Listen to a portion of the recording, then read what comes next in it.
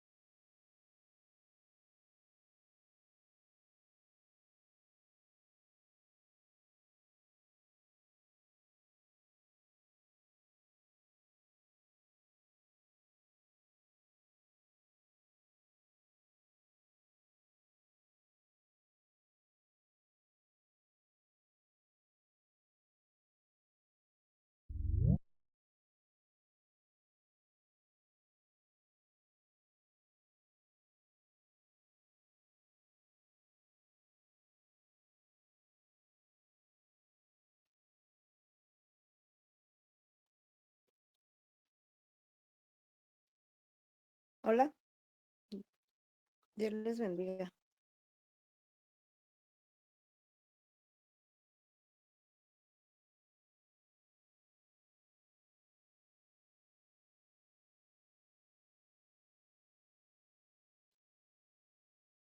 Hola, Dios les bendiga.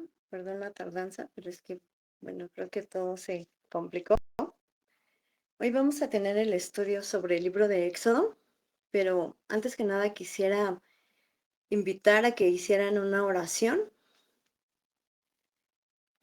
Este, a ver, Isis, ¿puedes orar por esta clase?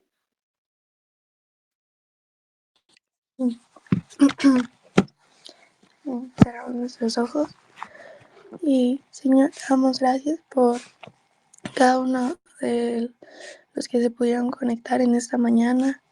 Gracias Señor porque nos das la bendición de despertar un día más. Te pedimos en esta mañana que seas tú Señor en esta clase, que nos puedas dar el entendimiento, que tengamos ese corazón dispuesto a escuchar para aprender más sobre tu palabra. Gracias porque nos das la bendición de poder estar estudiando en tu palabra y te damos gracias por todo. En nombre de Cristo Jesús. Amén. Amén. Gracias, Isis. Bueno, les voy a compartir unas diapositivas y vamos a empezar con la clase.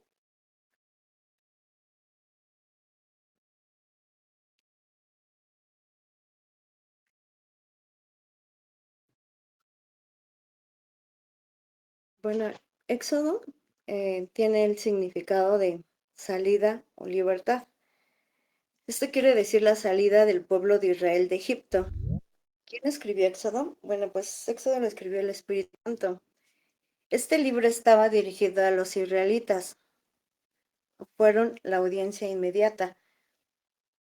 ¿Cuándo se escribió? Según la fecha propuesta para los sucesos históricos descritos en el libro y en la presunción de la autoría de Moisés, La mayor parte del Éxodo se escribió entre 1445 y 1405 a.C. Los eventos ocurrieron en Egipto, en los lugares que recorrieron los israelitas tras salir de la nación y en el monte Sinaí. ¿De qué trata Éxodo? Dios es un Dios personal que habla y obra directamente en la historia y la creación.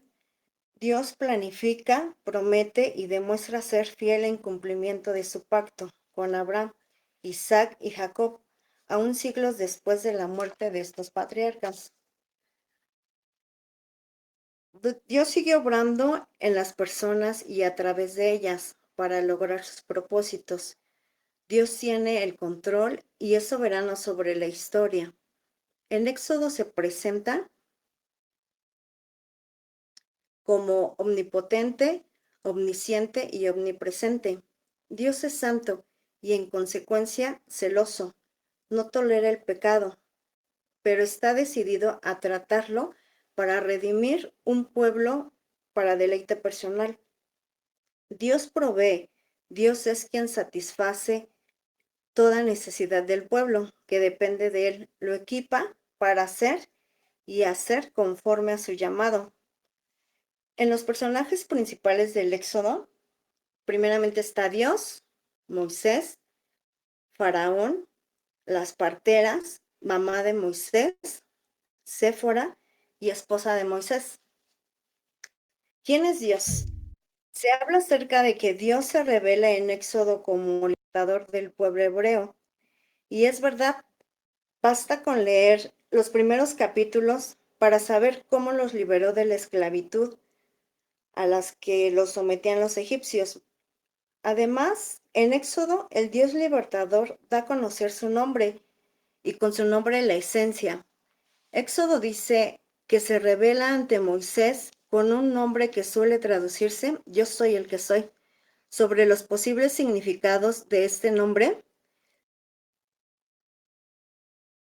se ha descrito y debatido mucho. Uno de ellos es pensar en el sentido bueno del ser, es decir, yo soy el que existe. Esto es para indicarle a Moisés cómo debería contestar a los israelitas cuando le preguntaran, ¿quién te está enviando? ¿Quién era Moisés? Moisés fue un líder y un profeta israelita que tuvo un papel fundamental en la historia del pueblo hebreo. Moisés nació en Egipto. Él fue hijo de Amram y Jocabed, de la tribu de Leví. Fue criado por la hija de Faraón, quien lo adoptó como su propio hijo. Él guió al pueblo israelita durante 40 años hasta llegar a la tierra prometida. ¿Quién era Faraón? Faraón era un gobernador de Egipto en la época en que Moisés lideró al pueblo israelita. Aquí nos relata que Faraón era un gobernante cruel y opresor, que había esclavizado a los israelitas y les había impuesto trabajos forzados. También tenemos como personajes principal a Cifra y Fuá. Ellas eran las parteras que asistían a las mujeres egipcias y hebreas en el parto. Faraón les había mandado que mataran a los bebés varones hebreos. Solo las niñas podían vivir. Ellas desobedecieron al faraón porque le temían más al Señor que al faraón, y en recompensa a su obediencia a Dios, Dios les dio su propia familia. Dios premió su fidelidad. Jocabed era la mamá de Moisés. Era una mujer sobresaliente.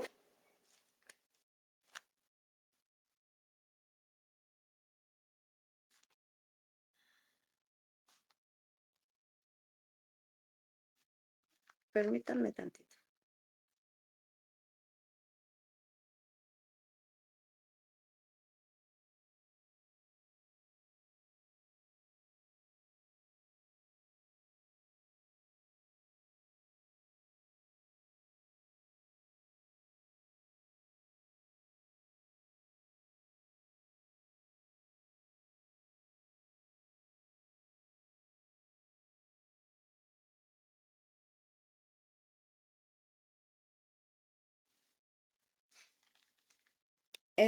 Jocabed era mamá de Moisés. Era una mujer sobresaliente del libro de Éxodo. Su nombre se menciona solo 2 veces. Era en la Biblia, era una levita esclava en Egipto, esposa de Amram, madre de Moisés, Aarón y María. Dio a luz a Moisés, lo dejó en un canasto y lo dejó en el río Nilo debido al edicto de Faraón. Envió a su hija María a vigilar al bebé y una princesa encontró al bebé y ella fue quien lo creó. Séfora fue la esposa de Moisés. Ella era hija de Jetro, que vivía en Madián. Era madre de Gersón y Eliezer. Moisés la defendió a ella y a sus hermanas cuando fueron amenazadas junto al pozo de su padre. Fue dada en casamiento a Moisés, circuncidó a su hijo, regresó junto a su padre con sus hijos mientras Moisés estuvo en Egipto. Séfora temía al Señor lo suficiente como para obedecerlo, aun cuando al parecer su esposo había desobedecido la orden de Dios. Ella percibió el peligro que corría Moisés y decidió ponerlo a él y a sus hijos por encima de sus propios intereses, y lo arriesgó todo por salvar a su esposo.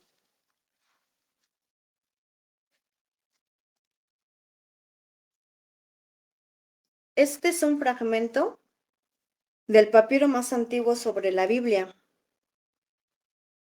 En un fragmento del libro de Éxodo que se conserva, digamos, en papiro en manuscrito.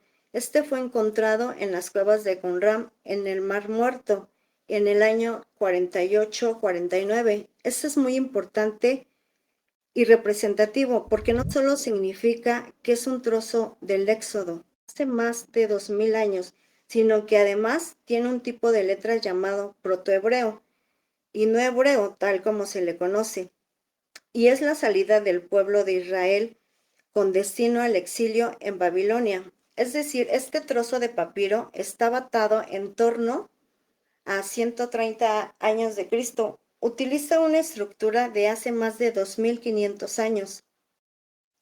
Este es un libro del Éxodo. Este es el segundo libro de la Biblia y continúa la trama del libro anterior, Génesis, que termina con el nieto de Abraham y Jacob guiando a su familia de 70 miembros hacia Egipto. El 11º hijo de Jacob, José, había sido ascendido a ser el segundo al mando en Egipto. Él había salvado a toda su familia de una hambruna. Faraón, el rey de Egipto, le ofreció a su familia que fuera a vivir ahí como un refugio seguro. Tiempo después, muere Jacob, José y todos sus hermanos, y pasan alrededor de 400 años y la historia del Éxodo comienza. Israel fue fecundo, se multiplicó y llenó la tierra. La humanidad perdió la bendición de Dios por su pecado y rebelión, y Dios escogió a la familia de Abraham por un medio por el cual Dios restauraría su bendición para todo el mundo. Pero el nuevo faraón no vio a Israel como una bendición. Él piensa que este grupo creciente de inmigrantes israelitas es una amenaza para su poder. Igual que en Génesis, la humanidad se rebela contra la bendición de Dios. Aquí Faraón intenta destruir la fuente de bendición de Dios, que eran los israelitas. Faraón esclaviza a los israelitas brutalmente obligándolos a trabajos forzados y luego ordena que todos los niños israelitas fueran ahogados en el río Nilo. Faraón es hasta ahora el peor personaje de la Biblia, pero aquí surgió una pregunta. ¿Tuvo Faraón libre albedrío? Sí, Dios nos da libre albedrío y Faraón lo tenía. Dios sabe cómo vamos a actuar ante cualquier adversidad o situación, pero la obstinación de Faraón describe su negativa persistencia a liberar al pueblo de Israel a pesar de los milagros que veía. Dios nos proveyó de una libertad para decidir y Faraón era de doble ánimo. Su reino de Faraón ejemplifica la rebelión de la humanidad contra Dios.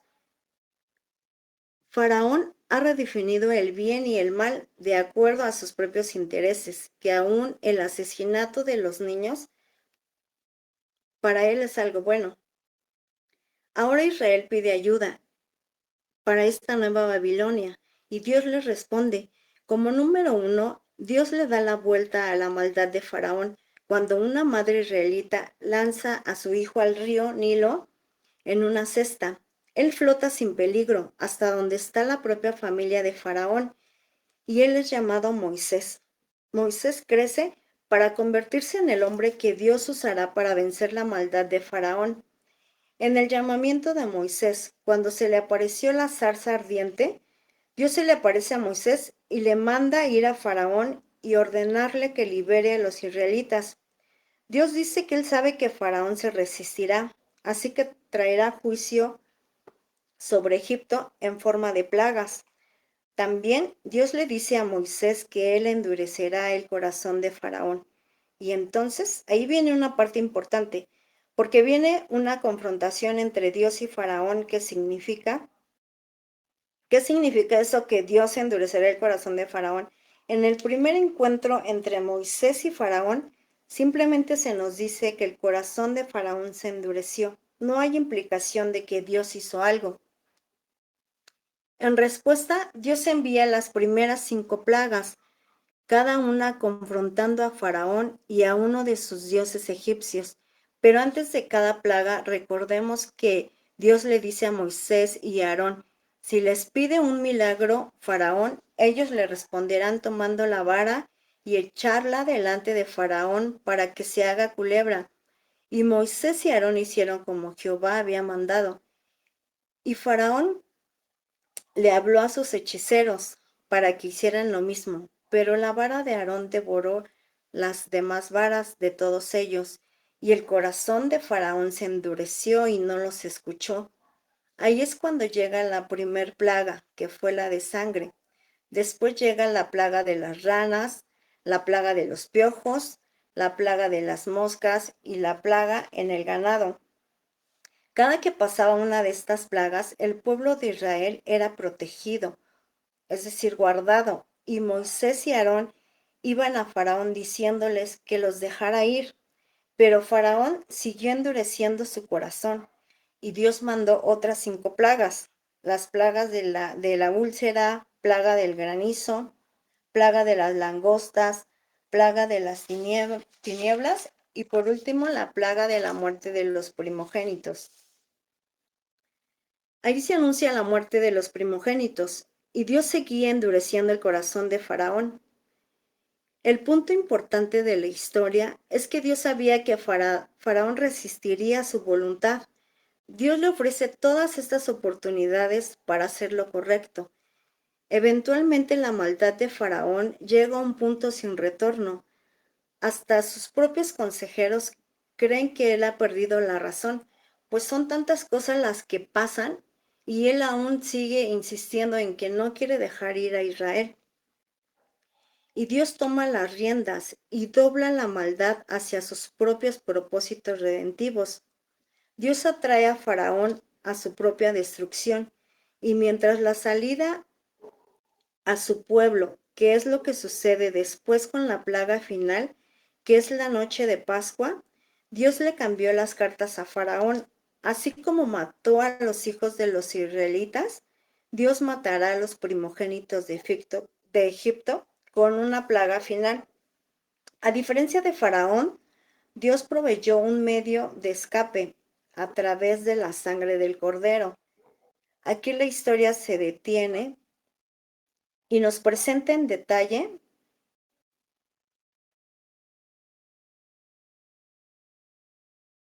el ritual israelita de la Pascua en la noche anterior a la salida de Israel de Egipto.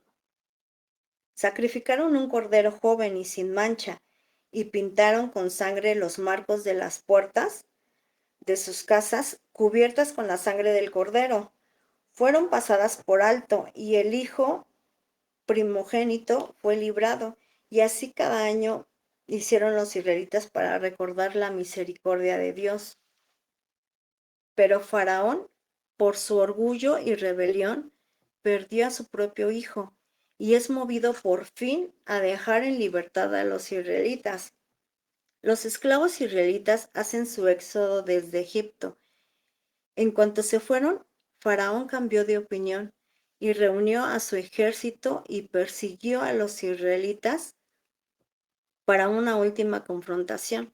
Recordemos que al principio decíamos que Faraón era de doble ánimo y ahí sí les dio la salida, pero al final decidió seguirlos junto con su ejército y persiguió a los israelitas para una última confrontación.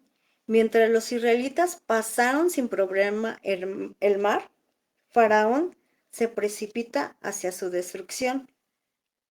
La historia del Éxodo concluye con la primera canción de alabanza.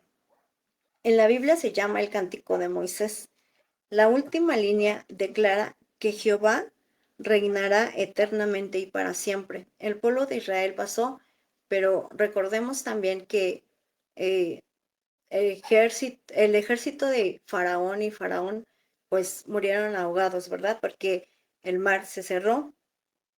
Después de que los israelitas cantan su canción, los israelitas viajan a través del desierto hacia el monte Sinaí y son 40 años los que están. Recordemos que ahí también tienen hambre, tienen sed, obviamente están sedientos y empiezan a criticar a Moisés y a Aarón y a Dios por haberlos rescatado.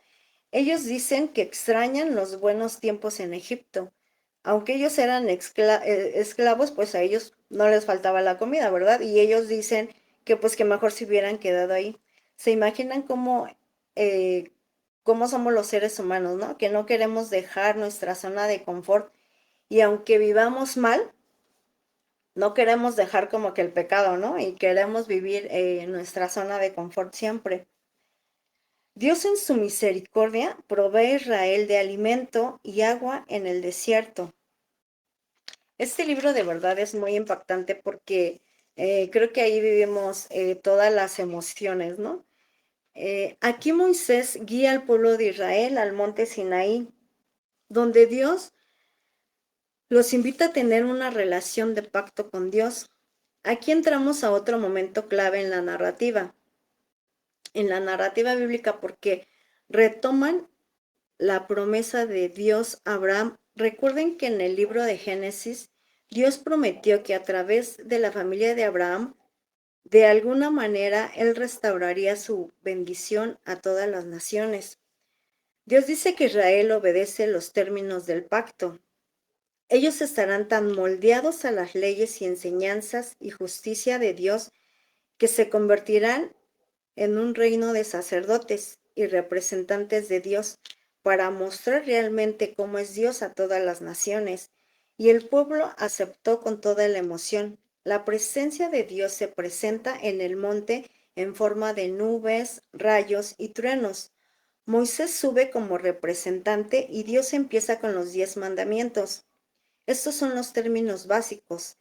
Esto es cómo los israelitas y Dios se relacionan entre ellos. Después de esto, viene otra serie de mandatos con más detalles sobre la adoración, la justicia social y todo ello que Israel fuera una nación de justicia, generosidad y tiene que ser diferentes a otras naciones. Moisés escribe todas estas y las traerá al pueblo, quien de nuevo acepta gozosamente para el pacto con Dios. Una vez que hace Dios, los lleva al siguiente paso. Dios le dice a Moisés que quiere que su santa y divina presencia venga y more en medio de Israel, lo cual desarrollan otro aspecto de las promesas del pacto de Dios, porque ellos habían perdido el acceso a la presencia de Dios en la rebelión del Edén. Pero ahora a través de la familia de Abraham, la presencia de Dios se hace de nuevo accesible a través de esta relación del pacto, primero con Israel y después con todas las naciones. Lo que sigue son los planos arquitectónicos de esta carpa llamada el tabernáculo. Hay un patio exterior con un altar en el centro. Hay una habitación externa y una habitación interna. Dentro de la habitación interna es llamado el lugar santísimo. Recordemos que todo esto del tabernáculo, Dios le dio las medidas, Dios le indicó a Moisés cómo tenía que ser eh, pues el tabernáculo. La habitación interna es llamada el lugar santísimo. Hay una caja de oro llamada que es el arca del pacto. Hay esculturas de figuras angelicales sobre ella. Ese es el centro de la presencia de Dios. Hay muchos detalles en esos capítulos. Es importante saber que cada pieza tiene un valor importante y simbólico. Todas las flores, los ángeles y las joyas y el oro son el eco del jardín del Edén, el lugar donde Dios y los humanos vivieron en intimidad. El tabernáculo era como un Edén portátil. Es el lugar donde Dios e Israel pueden vivir en paz, por lo menos en teoría, porque justo ahí algo sucede. Cuando Moisés está recibiendo las indicaciones del tabernáculo, Israel rompe el pacto. Mientras Moisés estaba en la cima del monte recibiendo los planos para el tabernáculo, abajo en el campamento los israelitas perdieron la paciencia. Ellos le piden a Aarón, hermano de Moisés, que haga para ellos un ídolo en forma de becerro de oro, para poder adorarlo como el Dios que los salvó de Egipto. La presencia de Dios está justo en la cima del monte, y ellos pueden verla, pero están ahí abajo rompiendo los dos mandamientos del pacto que Dios ya le había dado a Moisés, que era no tener otros dioses y no hacer ídolos. Dios sabe lo que está pasando abajo. Primero invita a Moisés a compartir su enojo.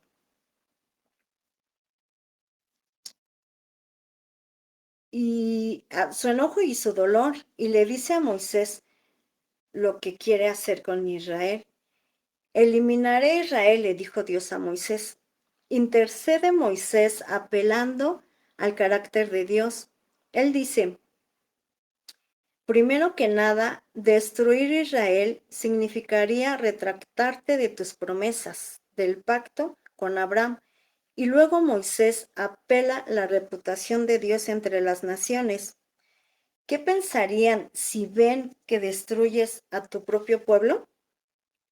Dios acepta la intercesión de Moisés y desiste, aunque sí aplica juicio contra los que instigaron con la idolatría. Él perdona a la nación completa y promete renovar su pacto. Es ahí que por primera vez Dios le describe a Moisés su propio carácter. Él dice que el Señor es compasivo y clemente, lento para la ira y grande en su fidelidad al pacto. Él perdona el pecado, pero no tendrá por inocente al culpable. Tenemos esta tensión. Dios es grande en misericordia, pero también se dice ser bueno. No debe lidiar con el mal. Sobre todo, Él es fiel a sus promesas, aunque eso signifique que sabe que Él está comprometiendo con un pueblo que es infiel. Después renueva el pacto con Israel. Dios manda a Moisés a construir el tabernáculo. Una vez más, hay 5 capítulos describiendo en detalle la construcción del tabernáculo. Todo esto se une en el capítulo final, donde el tabernáculo es terminado. La divina y gloriosa presencia de Dios viene y se posa sobre la carpa, y las esperanzas son altas. Moisés se dirige hacia la carpa para entrar y no puede hacerlo. No puede entrar porque la gloria de Dios era tan poderosa, es decir, la nube estaba sobre él y la gloria de Jehová lo llenaba. Esto nos enseña que Dios es santo y no puede ser tratado con ligereza. La nube simboliza la presencia de Dios entre su pueblo. Era una señal que Dios habitaba sobre él. En hebreo, esta manifestación se llama Shekinah, que significa morada o habitación. La nube indicaba cuando el pueblo debía avanzar o detenerse. Cuando la nube se movía, el pueblo levantaba el campamento. Cuando permanecía, se quedaban.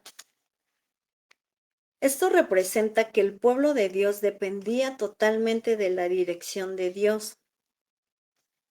Esto creo que también aplica ahora en nuestra vida, ¿no? Cuando nosotros dependemos de Dios totalmente, no debemos de preocuparnos, porque Dios es el que va a llevar nuestro camino hacia un buen destino, porque recordemos que aquí Moisés era una persona que no estaba capacitada, que él tenía problemas para expresarse, pero aún así Dios lo escogió, porque Dios siempre capacita. Dios no busca personas capacitadas, sino Dios las va moldeando poco a poco y de esa manera Él cumple su propósito en nosotros. Cuando Dios nos escoge y nosotros entendemos el llamado, es cuando debemos depender completamente de Dios. Y Dios es el que nos va a llevar a lugares que quizá nunca vamos a imaginar, porque quizá nosotros mismos nos limitamos a que podemos hacer cosas, pero Dios en su misericordia nos empieza a moldear y nos empieza a formar y podemos llegar a lo que Él quiere que seamos. Aquí esto es impactante porque la nube los cubría del sol y en la noche había una columna de fuego que los alumbraba. Esto muestra que Dios los cuidaba y los protegía a su pueblo en todo momento. El Dios que rescató a los israelitas de la esclavitud en Egipto es el mismo que pagó el precio de nuestras transgresiones para que dejáramos de ser esclavos del pecado. A veces nosotros pues queremos seguir quizá con nuestra vida de antes, ¿verdad? Y incluso a lo mejor extrañamos algunas cosas, pero dentro de esa enseñanza, pues aquí dice que Dios tiene mejores planes para nosotros, que nosotros no debemos extrañar las cosas que hacíamos antes. Aquí Israel, pues todavía como dicen de que Moisés los, los sacó de Egipto, recordemos que ellos pasaron 40 años y en 40 años no se desgastó su ropa. Dios los proveyó de todo lo que ellos necesitaban y aún así ellos le reclamaron a Moisés que por qué había hecho eso. Pero el mismo Dios que rescató, que liberó a Israel, es el mismo que ahora Él nos liberta a nosotros, nos perdona, cuida de nosotros. Entonces, no tenemos que ser como los israelitas que añoraban su antigua vida en Egipto. Dios nos ha hecho libres. El, el Dios que rescató a los israelitas de la esclavitud en Egipto es el mismo Dios que pagó el precio por nuestras transgresiones para que dejáramos de ser esclavos del pecado. Y Dios nos ha hecho libres. Y de esa manera Israel fue que salió libre de Egipto. Eh, Quizá esta enseñanza es a muy grandes rasgos, porque bueno, son 40 capítulos y sí es muy extenso, pero yo les invito a que ustedes lean Éxodo, pues más detalladamente y puedan entender pues más o menos la explicación que yo les di, ¿no? Este, Creo que también aquí más que una enseñanza del libro de Éxodo, es también que ustedes pueden realizarlo en su vida diaria, ¿no? A veces pensamos que no tenemos la capacidad como para hacer las cosas, pero Dios es el que nos va moldeando cada día para poder realizar lo que Dios quiere, ¿no? A veces nos sentimos quizá inseguros o a veces decimos, no tenemos, yo no puedo hablar en público, pues yo no sé, pero solo basta con pedirle a Dios sabiduría y aprender a depender de Dios para que de esa manera nosotros podamos realizar lo que Dios quiere para nuestras vidas. Entonces, pues básicamente ese es, como les digo, a grandes rasgos la enseñanza de Éxodo. Y les voy a mandar un video que está un poco más completo y por ahí se ve como varios puntos de vista, como en el texto bíblico o la cuestión histórica, una cuestión literaria y entregaron un ensayo de este. Y pues bueno, como les decía, no se conformen pues con la enseñanza, sino lean y pues adquieran más conocimiento sobre el éxodo para que puedan tener pues más conocimiento, ¿no? Y pues bueno, esto es todo y Dios les bendiga. Los dejo con el pastor.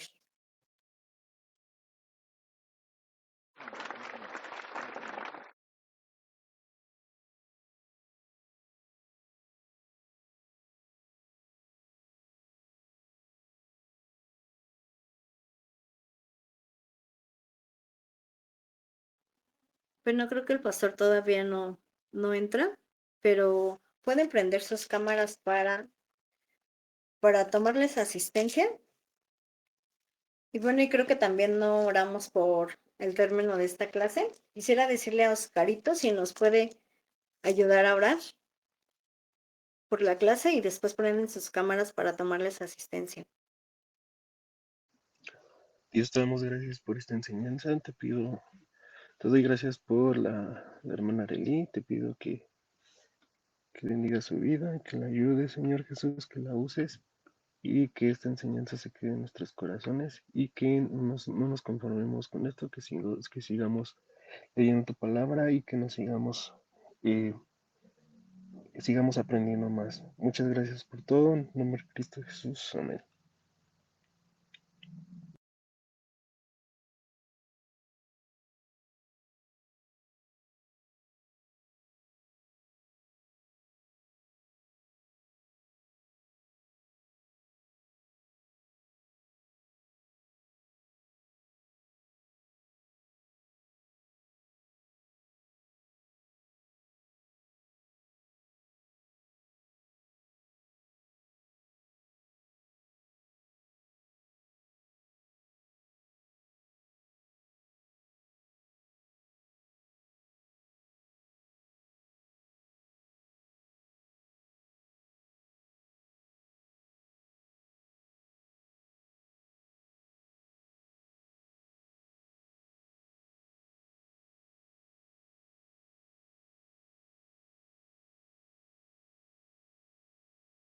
Muy bien, chicos, está muy bien. Si tienen alguna duda, bueno, les voy a escribir la tarea en el grupo. Si tienen alguna duda, pueden escribirla también al grupo. Y no olviden que sus tareas son antes del jueves para que los profesores puedan tener tiempo para revisarlas. Y les mando el link del video para que puedan entrar ahí y pues realicen su ensayo del libro de Éxodo. Y vamos a esperar al pastor. Gracias, chicos. Dios les bendiga.